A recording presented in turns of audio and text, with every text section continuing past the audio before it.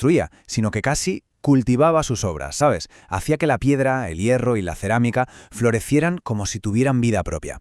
Hoy vamos a meternos de lleno en su mundo, para entender cómo un solo hombre transformó Barcelona en su jardín particular. A ver, si nos paramos a mirar esto, ¿qué vemos? ¿Son huesos? ¿Máscaras de carnaval? ¿Quizá corales sacados del fondo del mar? Pues esta es la esencia de Gaudí, plantearnos preguntas con sus edificios. Y para encontrar las respuestas, para entender de verdad su obra, tenemos que hacer un pequeño viaje en el tiempo. Porque para entender al genio, primero hay que entender su escenario.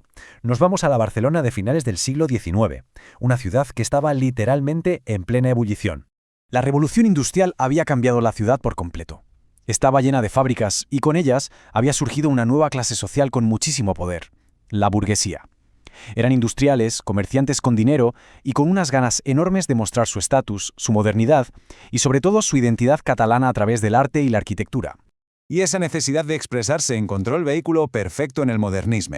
Pero ojo, que no era solo un estilo artístico, era la expresión de la Renaixença, un renacimiento cultural en toda regla que reafirmaba el orgullo catalán.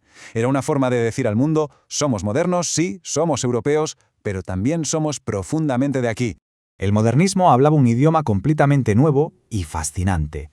Su gramática eran las formas que vemos en la naturaleza, sus palabras eran las líneas curvas y sus acentos el trabajo de los artesanos. Todo, absolutamente todo, desde el pomo de una puerta hasta la fachada entera de un edificio, se concebía como una obra de arte total, cargada hasta los topes de simbolismo. Y en medio de todo este caldo de cultivo cultural aparece nuestro protagonista, Antonio Gaudí, una de las mentes más creativas y rompedoras de toda la historia de la arquitectura. Esta frase del director de su escuela de arquitectura lo dice todo.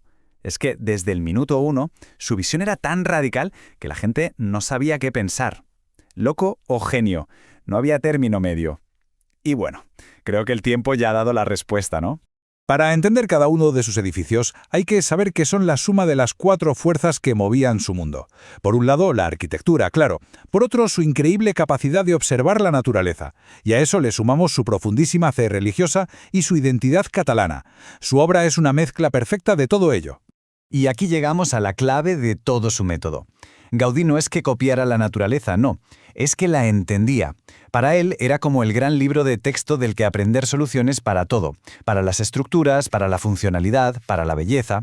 Aquí se ve clarísima su revolución. Mientras la arquitectura de siempre estaba obsesionada con la línea recta y con poner soportes por fuera para que no se cayeran los edificios, Gaudí miraba un árbol, un esqueleto o una cueva, y se daba cuenta de que la naturaleza crea estructuras perfectas que se sostienen solas, sin ayudas externas. Su gran descubrimiento fue el arco catenario, una forma que la dicta la propia ley de la gravedad. Si dejas colgar una cadena, forma esa curva tan natural. Pues bien, si le das la vuelta, tienes un arco que distribuye el peso de una forma perfecta, sin necesidad de añadir refuerzos, simple y genial. ¿Y cómo lo calculaba? Pues no se ponía a hacer planos y más planos. No. Él trabajaba así, con maquetas en 3 dimensiones. Usaba cuerdas y saquitos con perdigones. Colgaba las cuerdas, dejaba que la gravedad hiciera su magia para encontrar la forma perfecta y luego, literalmente, le daba la vuelta al diseño. Era ingeniería y escultura, toda la vez. Una auténtica pasada. Pero claro, la estructura no era nada sin la piel que la cubría. Para esas formas onduladas que tanto le gustaban, se inventó el trencadís, que significa literalmente roto. Usaba trozos de cerámica de desecho para crear estos mosaicos espectaculares, una técnica que mezclaba reciclaje, artesanía y una explosión de color. Y aquí lo tenemos, en su máxima expresión. El drac del Parc Güell es probablemente el lagarto más famoso del mundo y está hecho con trocitos de azulejos que nadie quería. Una auténtica maravilla que nació de lo que otros consideraban basura. Venga, pues vamos a ver ahora cómo aplico todas estas ideas geniales para cambiar la cara de Barcelona para siempre. Porque sus obras no son solo edificios, son los grandes hitos que dibujan el paisaje de la ciudad. Tenemos desde el Parc Güell, que es como meterse en un cuento de hadas, hasta la Casa Batlló, que es pura fantasía, con ese tejado que parece el lomo de un dragón, o la Casa Milà, la Pedrera, que es como una montaña de piedra en mitad de la ciudad, con esas chimeneas que parecen guerreros vigilando desde la azotea. Cada obra es un universo propio.